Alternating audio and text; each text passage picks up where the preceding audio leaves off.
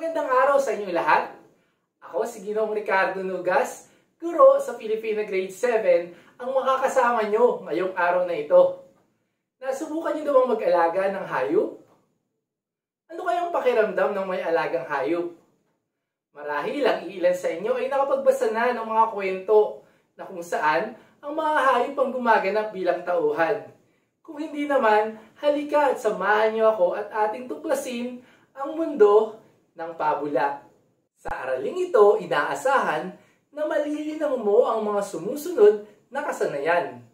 Una, natutukoy ang mga mahalagang kaisipan sa binasang akda.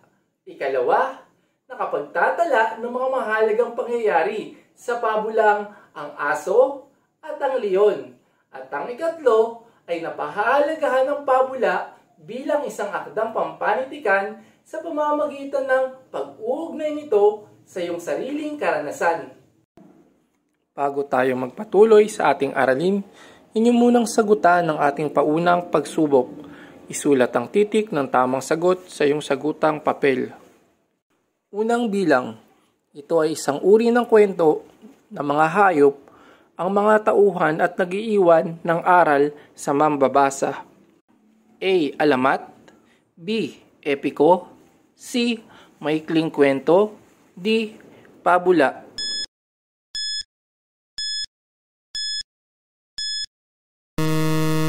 Magaling!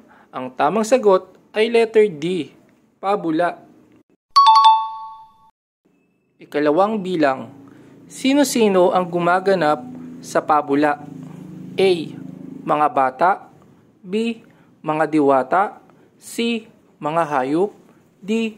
Mga matatanda.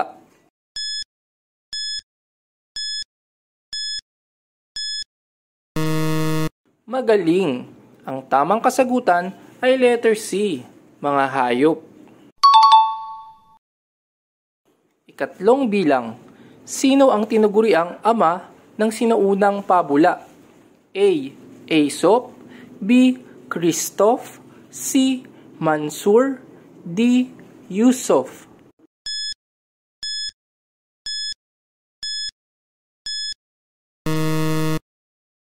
Magaling! Ang tamang kasagutan ay letter A. Aesop. Ikaapat na bilang. Bakit mahalagang pag-aralan ang pabula? A. Dahil ito'y nakapupukaw ng interes ng mga bata. B. Dahil ito'y nakapagpapalawak ng isipan at nagbibigay aral sa mga bata.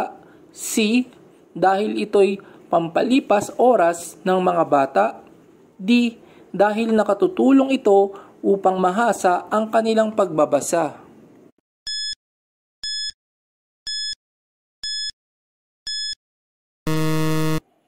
Tama ang iyong kasagutan. Ang tamang sagot ay letter B dahil ito'y nakapagpapalawak ng isipan at nagbibigay aral sa mga bata. Ikalimang bilang. Sino-sino ang apat na tauhan sa pabulang ang aso at ang leon? A. Aso, leon, ardilya at daga. B. Aso, leon, ardilya at kuneho. C. Aso, leon, kuneho at tigre. D. Aso, leon, kuneho at pusa.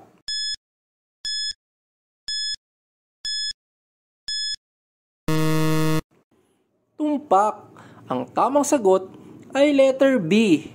Aso, leon, ardilya at kuneho.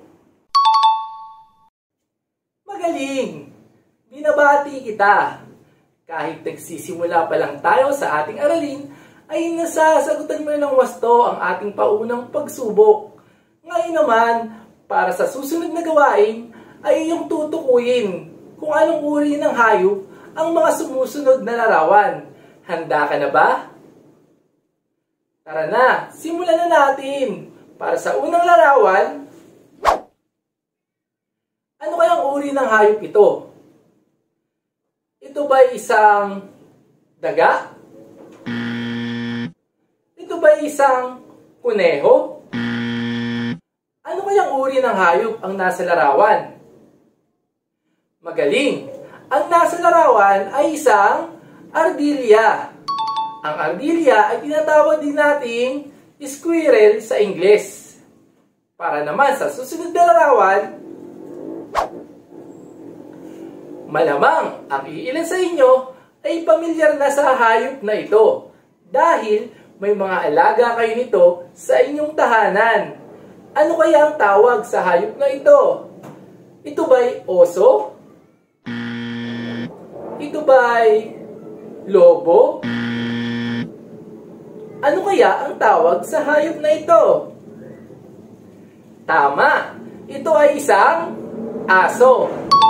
Ang aso ay may tuturing din nating man's best friend. Malamang ang iilan sa inyo ay may mga alagang aso sa inyong tahanan. Para naman sa susunod na larawan, ano kaya ang tawag sa hayop na ito? Ito ba'y isang tigre? Ito ba'y isang lobo? Ano kaya ang tawag sa hayop na ito? Tumpak! Ang hayop na ito ay tinatawag nating leon. Maaari ba nating alagaan ang leon sa ating tahanan? Tama! Hindi natin maaaring alagaan ang leon sa ating tahanan dahil ang leon ay isang mabangis na hayop. Para naman sa susunod na larawan, ano kaya ang tawag sa hayop na ito? Ito ba'y isang daga? Ito ba'y isang pagong? Ano kaya ang tawag sa hayop na ito? Tama! Ang hayop na ito ay isang kuneho.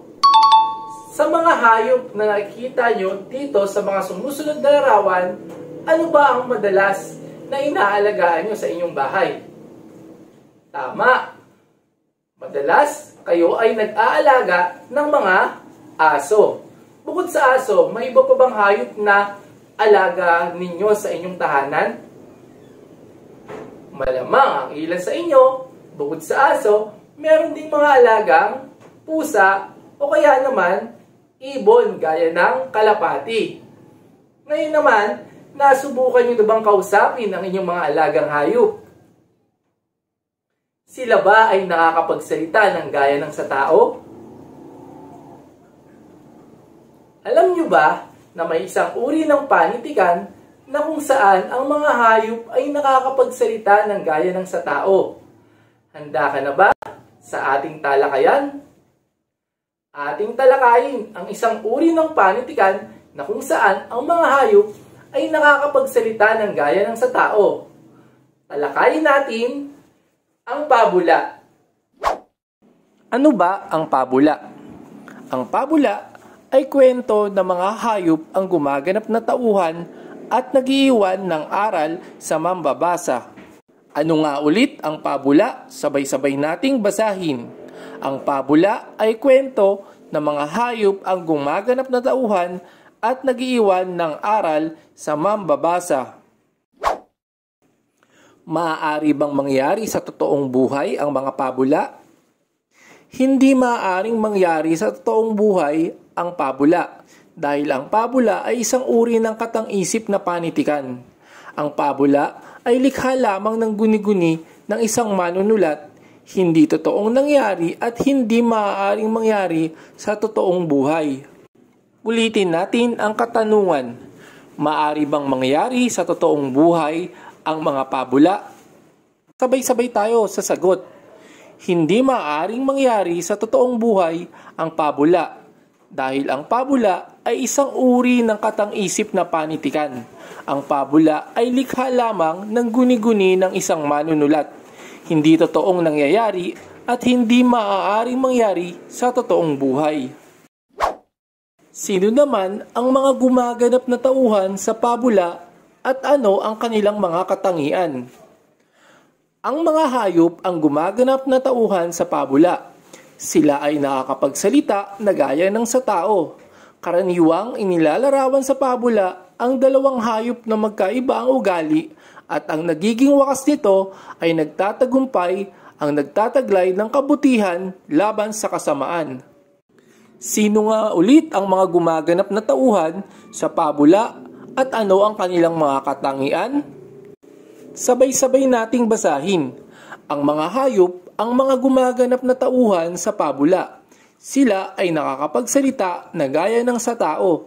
Karaniwang inilalarawan sa pabula ang dalawang hayop na magkaiba ang ugali at ang nagiging wakas nito ay nagtatagumpay ang nagtataglay ng kabutihan laban sa kasamaan. Saan nagmula ang pabula? Ang pabula ay nagmula sa salitang musos na ang ibig sabihin ay myth o mito. Tinatayang unang naisulat ang mga pabula sa daigdig noong 5 at 600 taon bago isilang si Kristo. Ayon sa ilang mananaliksik at historiador ng panitikan, nabasa ang unang pabula sa bansang India. Saan nga ulit nagmula ang pabula? Sabay-sabay tayo. Ang pabula ay nagmula sa salitang musos na ang ibig sabihin ay myth o mito. Tinatayang unang naisulat ang mga pabula sa daigdig noong 5 at 600 taon bago isilang si Kristo. Ayon sa ilang mananaliksik at historiador ng panitikan, nabasa ang unang pabula sa bansang India. Kilala niyo ba kung sino ang ama ng sinaunang pabula? Ang ama ng sinaunang pabula ay walang iba kundi si Aesop. Si Aesop ay pinanganak na kuba at may kapansanan sa pandinig. Siya ay lumaki bilang isang alipin. Subalit, dahil sa kanyang pinakitang sipag, katapatan at talino, siya ay pinagkalooban ng kalayaan ng kanyang amo at hinayaang maglakbay at makilahok sa mga kilos pambayan. Dahil dito, naipakita ang kanyang katalinuhan at pagiging makatarungan. Si Aesop ay lumikha ng mga pabula para maipakita sa mga tao at maturuan sila ng magandang pag-uugali at pakikipagkapwa-tao.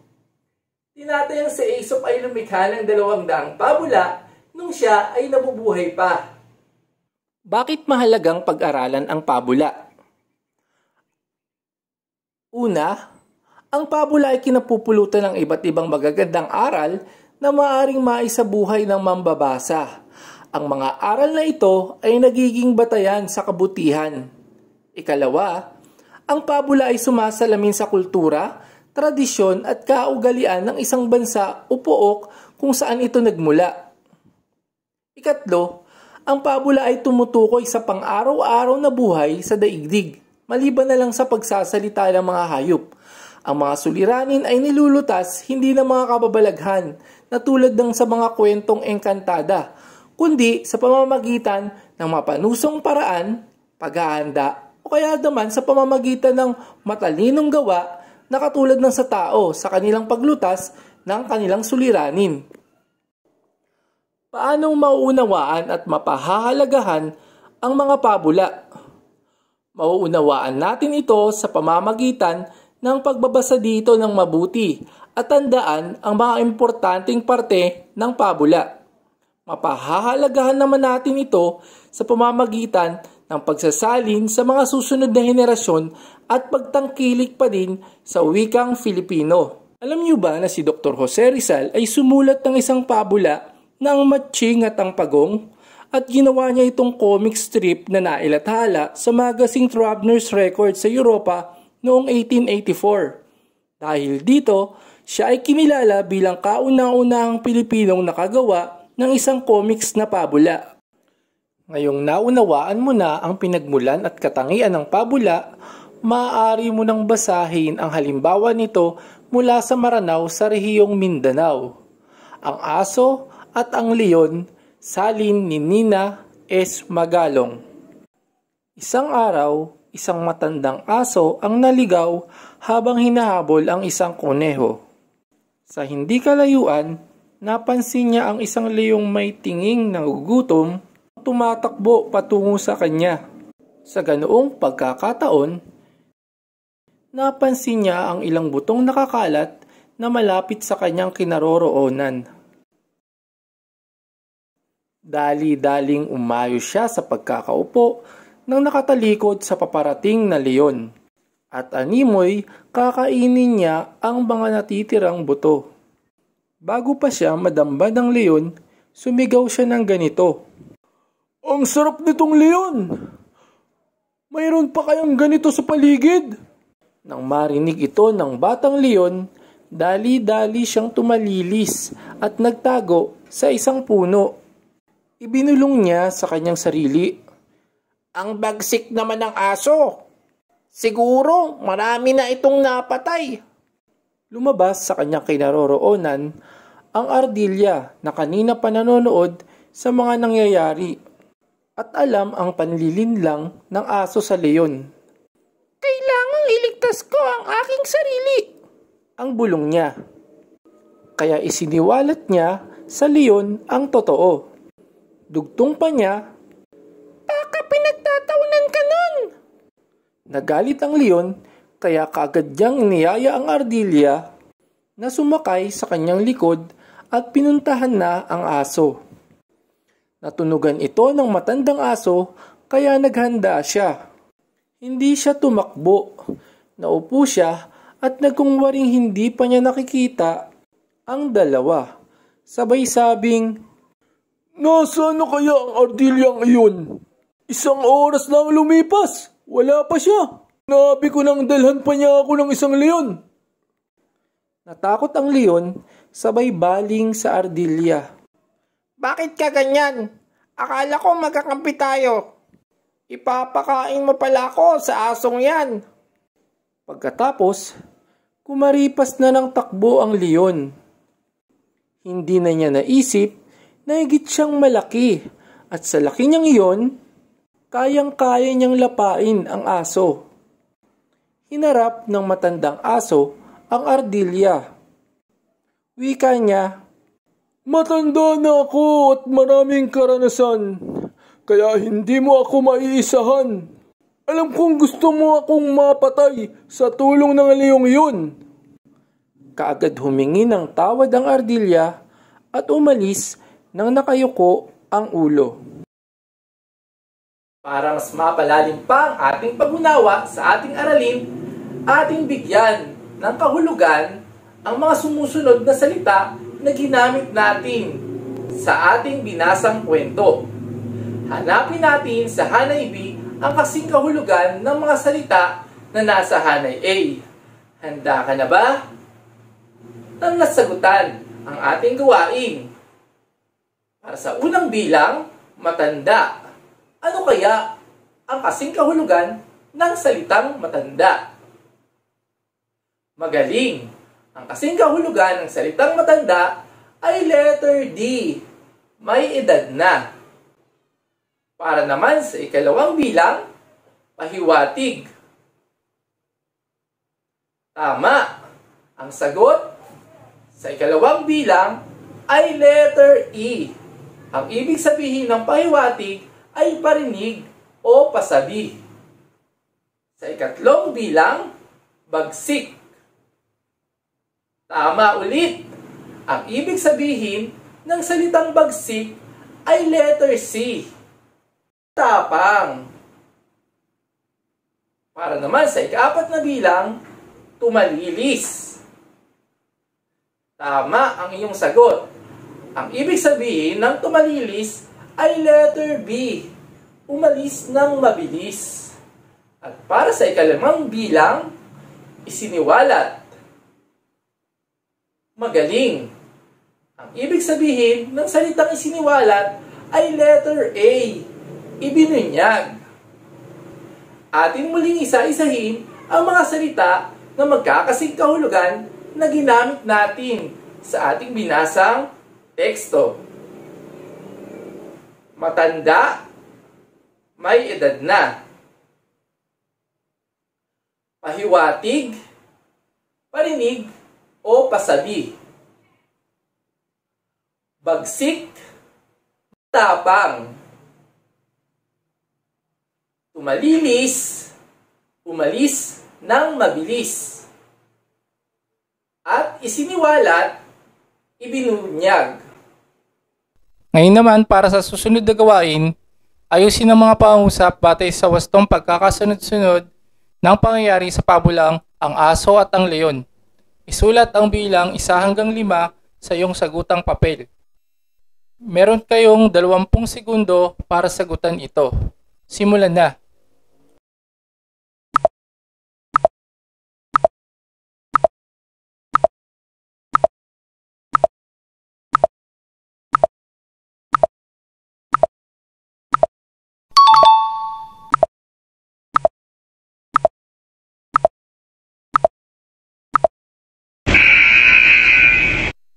Tapos na ang itinakdang oras.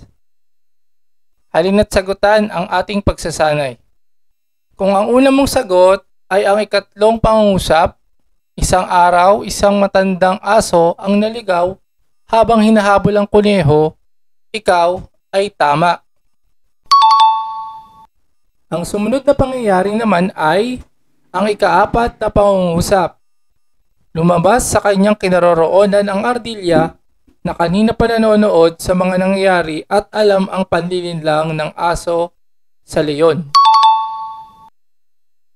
Ang sumunod naman na pangyayari ay ang ikalawang pangungusap. Nagalit ang leon kaya kaagad niyang niyaya ang ardilya na sumakay sa kanyang likod at pinuntahan ang aso. Ang sumunod naman na pangyayari ay ang ikalibang pangungusap. Hinarap ng matandang aso ang ardilya. At ang huling pangyayari ay ang unang pangungusap.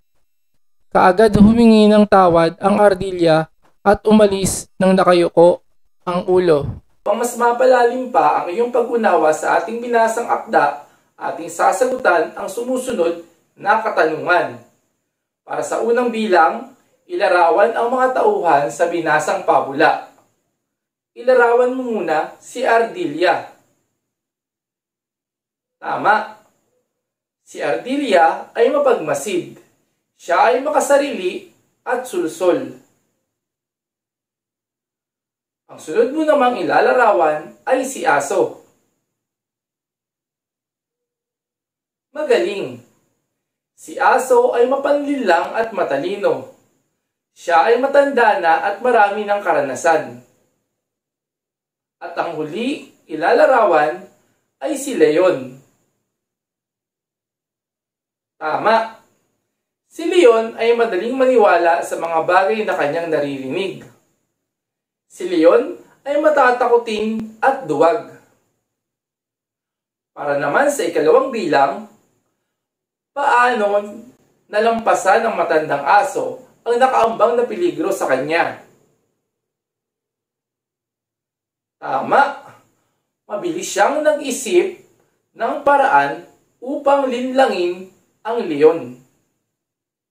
Para sa ikatlong bilang, sa palagay mo, ano ang naramdaman ng leon nang marinig niya ang sigaw ng matandang aso na nagwika, "Ang sarap nitong leon!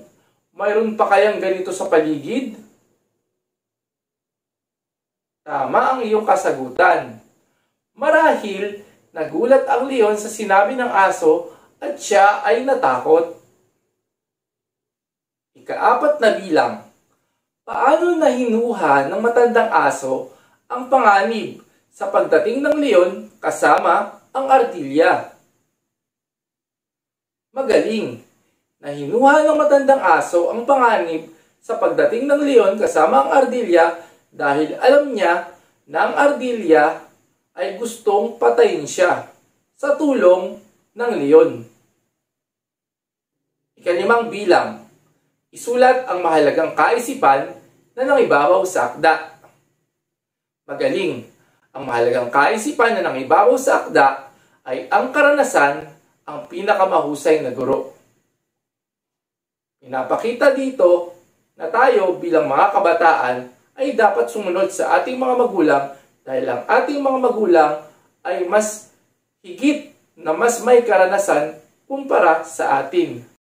Ngayon naman tayo ay darako na sa pag-alam sa iyong natutuhan. Para sa susunod na gawain, Kanino mo maihahalin tulad ang mga sumusunod na tauhan sa pabula? Matandang aso, leon at ardilya. Bilang kabataan, ano ang aral na makukuha mo sa mga tauhan sa pabula? Mayroon lamang kayong 20 segundo para sagutan. Simulan na!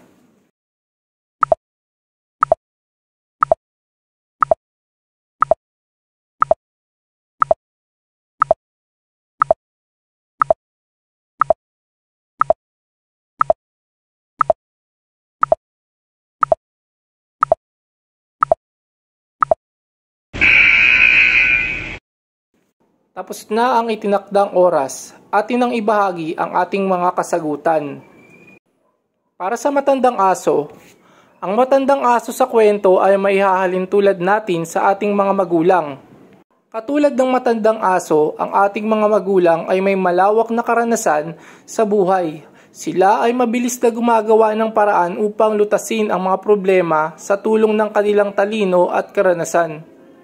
Kaya bilang kabataan, nararapat na sumangguni muna tayo sa ating mga magulang kung tayo ay may mga problema dahil sila ang unang tutulong sa atin. Matutong makinig sa payo ng ating mga magulang. Para naman sa leon, ang leon naman ay maihahalin tulad natin sa mga kabataan. Kagaya ng leon sa kwento, ang mga kabataan sa panahon ngayon ay malakas, ngunit mapupusok at madaling maniwala sa barkada. Nararapat na pag-isipan muna natin lahat ng bagay, lalo na ang mga desisyon sa buhay, huwag sugod ng sugod. Kasi may mga desisyon tayong akala natin ay tama pero sa dulo lang natin malalaman na mali pala. Kailangan natin pag-isipang mabuti ang mga desisyon natin sa buhay at huwag agad maniwala sa mga sabi-sabi ng iba. Ang ardilya naman ay may hahalin tulad natin sa barkada o kaibigan. Gaya ng ardilya, ang barkada at kaibigan ay madaling makaimpluwensya sa ating mga desisyon sa buhay. Kaya bilang kabataan, nararapat na piliin natin ang ating kakaibiganin. Isipin nating mabuti kung ang ating mga kaibigan ay may mabuti o masamang impluwensya na may dudulot sa atin. Magaling! Natapos mo na ang mga gawain sa ating aralin. Ngayon naman, narito pa ang mga bagay na dapat mong tandaan. Ang pabula ay isang katang-isip na panitikan kung saan ang mga hayop ang gumaganap bilang tauhan. Sila ay nakakapagsalita at may mga katangian na gaya ng sa tao. Si Aesop ang tinaguri ang ama ng sinaunang pabula dahil sa kanyang librong Aesop's Fable.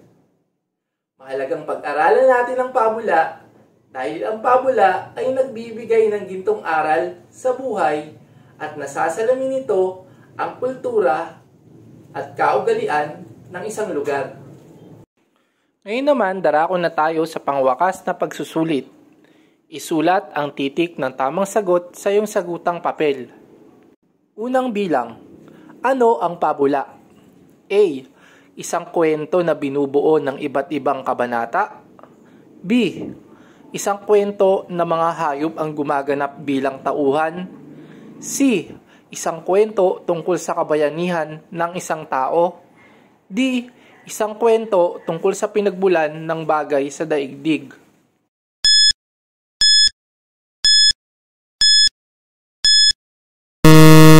Ikalawang bilang. Saan nabasa ang unang pabula? A. Sa Amerika. B. Sa Gresya. C. Sa India. D. Sa Pilipinas.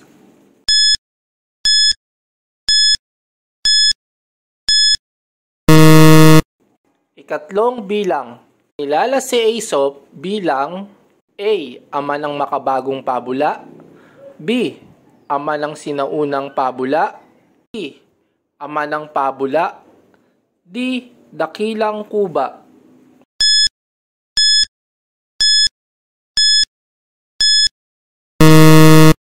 Ikaapat na bilang. Alin sa sumusunod na pangungusap ang hindi totoo tungkol sa pabula? A. Ang pabula ay isang katang-isip na panitikan. B. Ang pabula ay isang mahabang kwento. C. Ang pabula ay kapupulutan ng aral. D. Mga hayop ang gumaganap na tauhan sa pabula.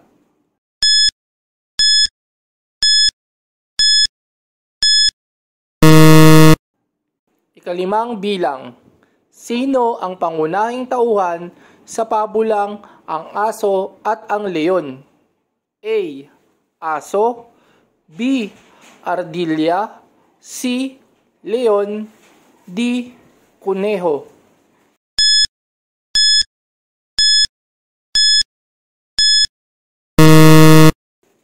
Narito ang mga tamang kasagutan. Para sa number 1, ano ang pabula? Letter B, isang kwento na mga hayop ang gumaganap bilang tauhan. Para naman sa number 2, saan nabasa ang unang pabula? Letter C, sa India. Para sa ikatlong bilang, kinikilala si Aesop bilang letter B, ama ng sinaunang pabula. Para naman sa number 4, alin sa sumusunod na pangusap ang hindi totoo patungkol sa pabula? Ang tamang sagot ay letter B, ang pabula ay isang mahabang kwento. Para sa number 5, sino ang pangunahing tauhan sa pabulang Ang Aso at ang Leon? Ang tamang sagot ay letter A, aso. Ngayon naman ay darako na tayo sa ating pagninilay. Magsaliksik ng isang pabula, isulat ang pamagat nito, mga tauhan, at ang aral na matututunan. Pinabati kita! Napakagaling mo! Natapos at napagtagumpayan mo lahat ng pagsasanay at gawain sa ating aralin. Naway magamit ninyo sa inyong buhay ang mga napag-aralan natin ngayong araw na ito, tulad ng gintong aral sa mga nabasa nating pabula. Sana'y maikintal sa inyong isipan ang lahat ng napag-aralan natin ngayong araw na ito. Muli, ako pa rin ang iyong guro ni Coach Ginoong Ricardo Nugas. Wikang Pilipino ay ating pagyamanin, mahalin ang sariling atin. Paalam! Hanggang sa muli!